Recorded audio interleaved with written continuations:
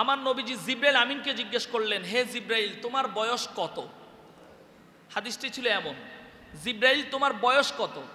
তো জিব্রাইল বললেন, ইয়া রাসূলুল্লাহ, আমার বয়স কত আমি তো ঠিকভাবে বলতে পারবো না, কিন্তু আমার কাছে একটা ক্লু আছে, সেটা হলো আমি যখন সৃষ্টি হয়েছি, সৃষ্টি হওয়ার পর আকাশের আল্লাহ তাআলা আরশে মুআল্লার উপরে, আকাশের উপরে আমি একটা তারকা দেখতে পেতাম, একটা স্টার দেখতে পেতাম।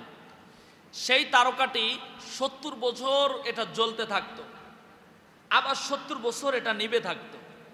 এইভাবে 70 বছর জ্বলতে দেখেছি, 70 বছর নিভতে দেখেছি। এইভাবে এই তারকাটিকে আমি ৭২,০০০ বছর দেখেছি। চিৎকার করে বলি সুবহানাল্লাহ। ইয়া রাসূলুল্লাহ, এখন আপনি হিসাব করে দেখেন আমার বয়স কত হতে পারে।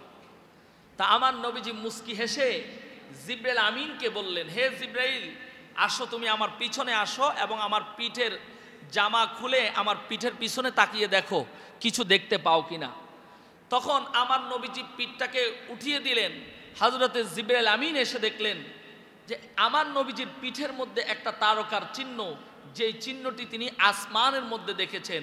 বললেন, ইয়া রাসূলুল্লাহ, ইয়া হাবিবাল্লাহ, খোদা কি কসম করে বলছি, যেই তারকাটি আমি আসমানের মধ্যে দেখেছিলাম ৭০,০০০ বছর জ্বলতে এবং ৭০,০০০ বছর নিভতে, যেইভাবে ৭২,০০০ বছর যেই তারকাটি আমি দেখেছি, আমি সেই তারকাটি আপনার পিঠের মধ্যে দেখতে পাচ্ছি। চিৎকার করে বলি সুবহানাল্লাহ।